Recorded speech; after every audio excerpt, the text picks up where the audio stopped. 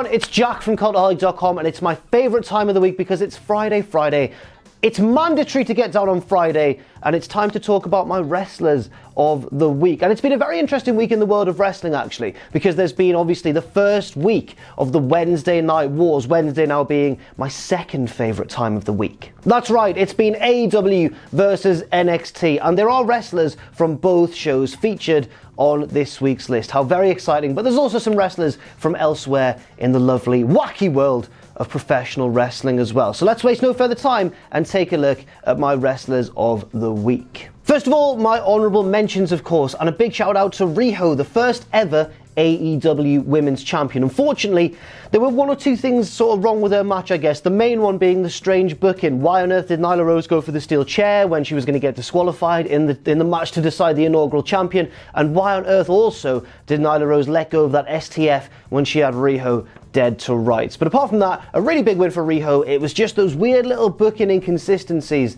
that prevented her from picking up any points this week, but I'm sure she'll pick up some in the future. Also got to mention Cody Rhodes, who only narrowly missed out, taking part in the first ever match of AEW Dynamite against Sammy Guevara, and a really good match it was as well. Also, Shayna Baszler and Candice LeRae crossing over to NXT briefly. They had what seemed to be a good NXT women's title match, but at the same time it was kind of spoiled a little bit by many commercial breaks. But still, at the same time, it was very good, and it was one of those matches where the result could genuinely have gone either way. And a final honourable mention as well to Clotheslined, at Get Clotheslined on social media, who've provided me with this lovely t-shirt. Anyway, enough of that. Let's get on with the top 10. Check out that clothing line though.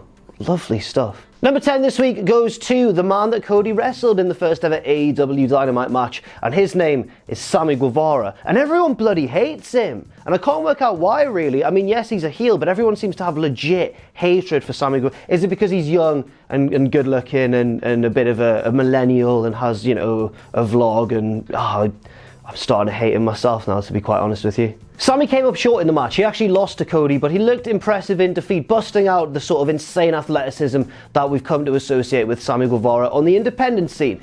He also had a really interesting finish, I think it's fair to say, because he went for the shooting star press. Cody met him with the knees and then rolled him up. So it wasn't like Sammy was comprehensively bested by a far stronger athlete. It was more just the fact that Cody's more experienced and caught him in one of those sneaky roll-ups. And I think that was a really wise booking decision to protect Sammy. But of course, Guevara's role in the show wasn't quite done yet. In fact, he played quite a crucial role in the first episode of AEW Dynamite. First of all, of course, offering Cody that handshake after the match and then just walking away when Cody was blindsided by Chris Jericho. The reason for that would all be revealed later on when, of course, Sammy joined Jericho's mega heel stable of doom, which consists of, lest we forget, Y2J, Jake Hager, Santana, Ortiz, and Sammy Guevara himself. I think this is a sign that AEW are really interested in pushing Sammy, given his youth and his very evident talent. And I can't wait to see more of what he can do. 1 point for you, Sammy Guevara. Welcome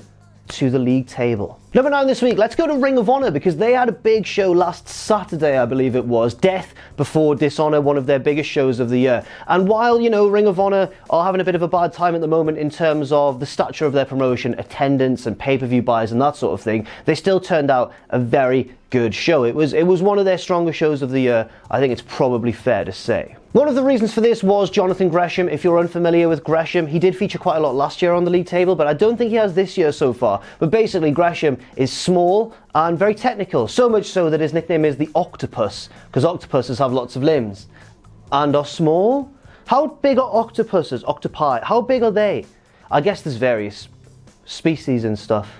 Gresham had one of the better matches of the night, taking on Jay Lethal, who he's clashed with and teamed with many times over the past few years. And it was a bit of a watershed moment for Gresham, actually, because he beat Jay Lethal clean as a whistle, and it was a monumental victory in his career. It wasn't for a title or anything like that, but it was an important stepping stone for Gresham to, I guess, overcome or to progress across. What a metaphor that was. Oh God, a stepping stone, Jack. Could you be any more cliched, mate? There was an interesting storyline going into this as well, with Gresham displaying a few darker tendencies heading into this, despite being a babyface. And everyone seemed to think that he was going to snap and turn heel and defeat Jay Lethal in that way. But instead, he just beat him clean. And I think that was also one of those sort of storylines where either booking decision would have been fine, whether he won by clean babyface means or whether he turned heel. Either way, it was still a huge win for Gresham, and I'm excited to see what happens next. Maybe he'll get a title shot. I wouldn't be against it. I mean, when you beat Jay Lethal, I think you're pretty much guaranteed a title shot in Ring of Honor, aren't you? So synonymous is that man with the gold.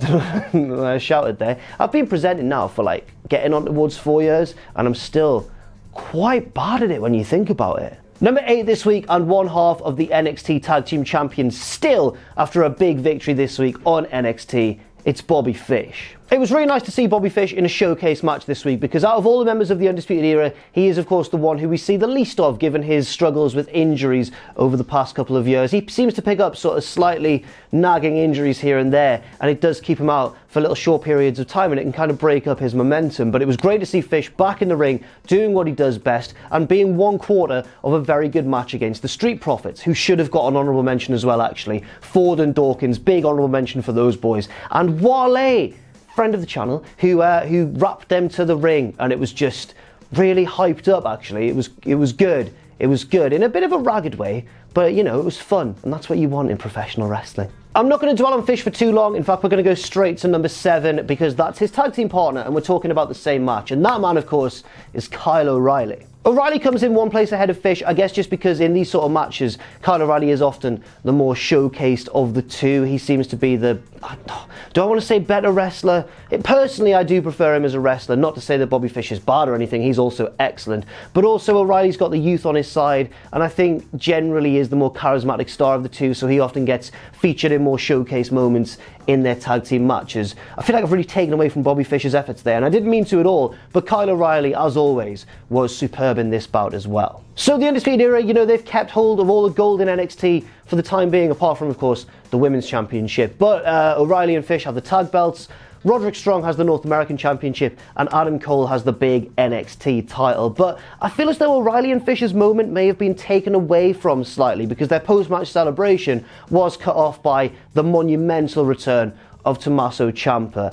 They did a really good job selling their terror and their surprise in the ring as per usual, and Adam Cole did a great job of selling his own terror and surprise on the stage. They telegraphed it slightly if you watch, because Cole was like, yeah boys, at the top of the ramp, go and celebrate with your mates in the ring. They're in the ring. Go, they're just there.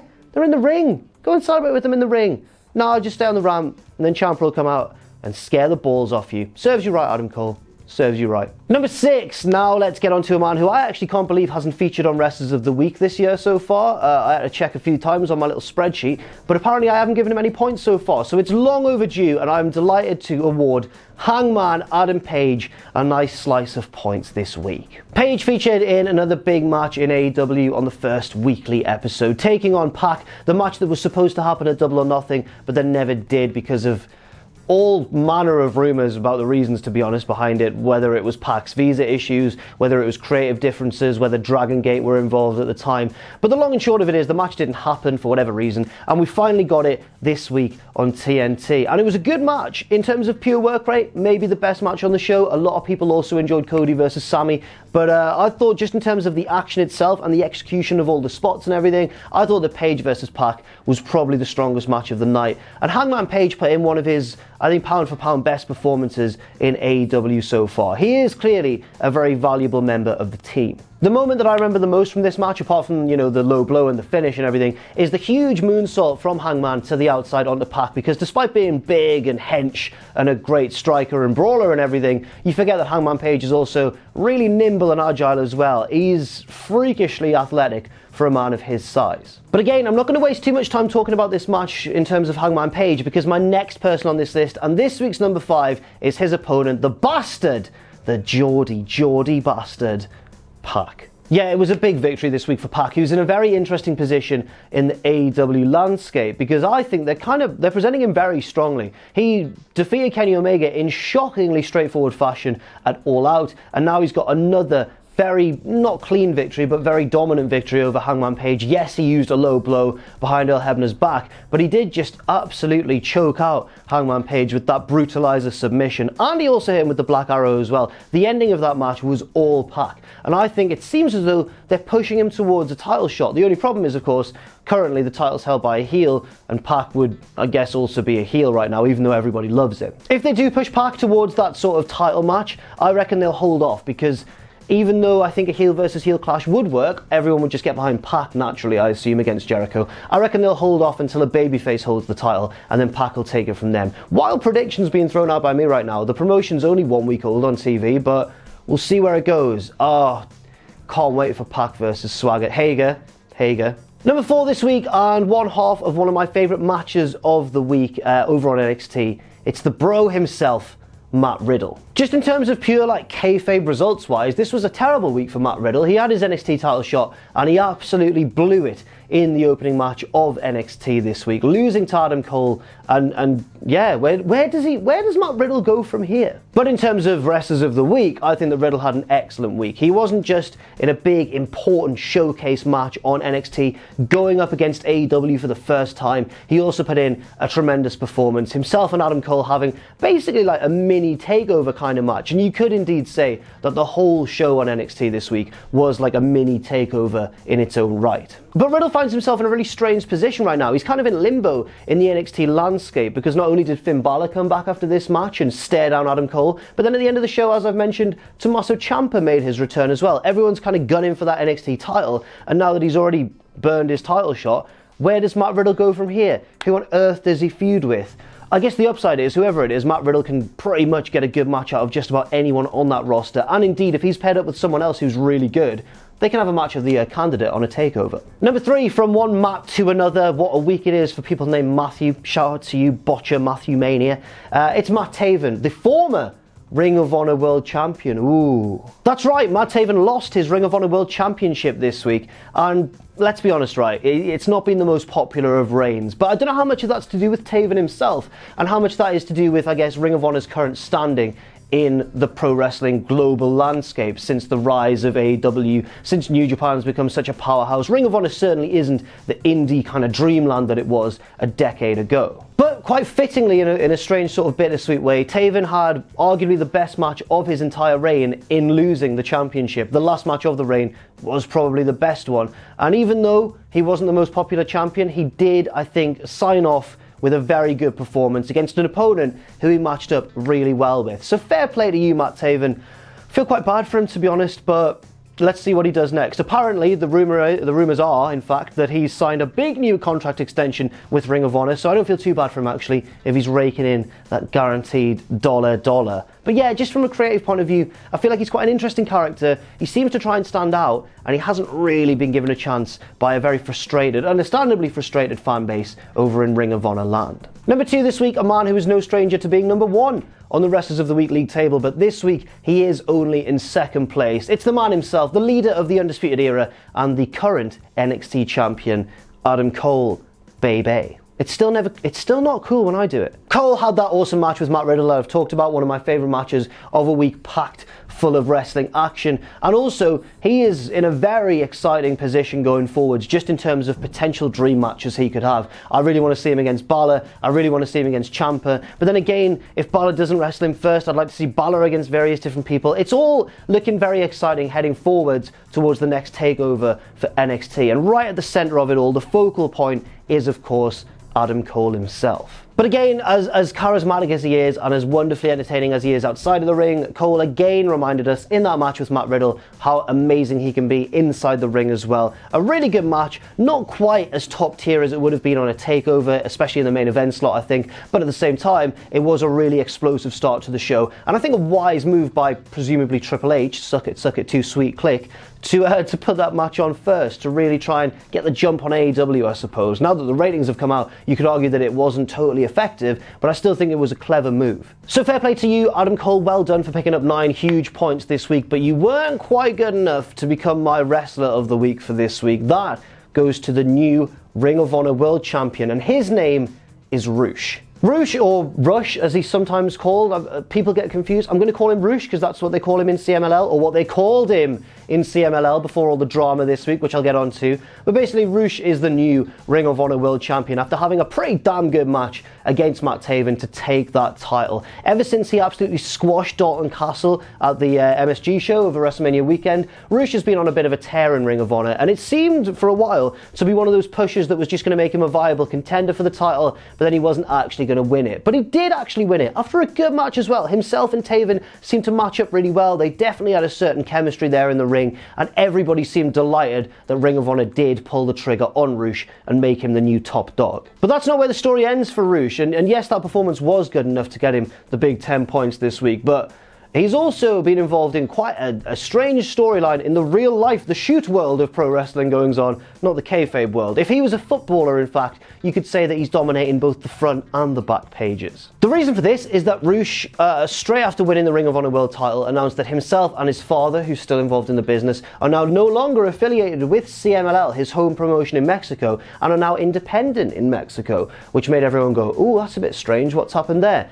And then, well, a lot of things have since come to light in The Observer and various other news sources like that. Basically, immediately after he announced this, CMLL put out a tweet or a press statement or something. They announced also publicly that they had fired Roosh and Dragon Lee, his real-life brother. So I did a bit of research, I read various articles, and basically what seems to have happened is this. The previous president of CMLL sadly passed away a few months ago, and his daughter took over. But it seems to be kind of a latter days of WCW situation, where the older guys on the card and the older guys involved in the company all still want to keep their big fat paychecks and kind of hold the younger guys down. That's at least what it seems like on the surface. And basically, they approached an old business partner of the previous president and basically said to him, look, his daughter's not cut out to run the show. Let's get you involved instead. She's now been mysteriously demoted from president to a previous position, like head of marketing or something like that, or business relations. And now this guy is now the new president. And since then, the old guys have been getting favoured once again. This has disgruntled a lot of younger talent, reportedly, because of basically money, but no one's saying that outright. And then mysteriously, Roosh has decided to say goodbye, and they've decided to go, well, you're sacked, and we're getting rid of your brother as well. And I think, fair play to Roosh and Dragon Lee, and I think they're going to do really well in the future. Apparently, they're both kind of targeted by WWE. AEW seem to be a bit interested as well. Apparently, Triple H particularly likes Dragon Lee, but Roosh, especially now that he's Ring of Honor World Champion, and might be getting his name out there a little bit more for a Western audience who might not be quite familiar with him. I think he's in a very key position right now and could become a big star of the next few years. And now the only thing left to do is to take a look at that big old league table. The first few places remain the same until we get down to Pac, who was an early frontrunner this year, but did slide down the table a little bit. He's back up into 6th place, making it a 4-way tie with him, Gargano, Kento Miyahara, and Volta as well. A little bit further down, Adam Cole's 9 points have bumped him up into 14th place alongside the Dragon, Shingo Takagi, and then, you know, the rest of the table is just the same, because there was a lot of fresh faces actually on this week, which makes it more exciting if you think about it, but not an exciting end to the video. I'm so sorry, oh god. Thanks very much for watching, and let us know what you think in the comments section down below. You can follow Cultaholic on Twitter at Cultaholic and on Facebook at facebook.com/Cultaholic. If you enjoy what we do, then please do check out our Patreon, patreon.com/Cultaholic, where you can pledge. And don't forget, of course, most importantly of all, to hit subscribe and to join us.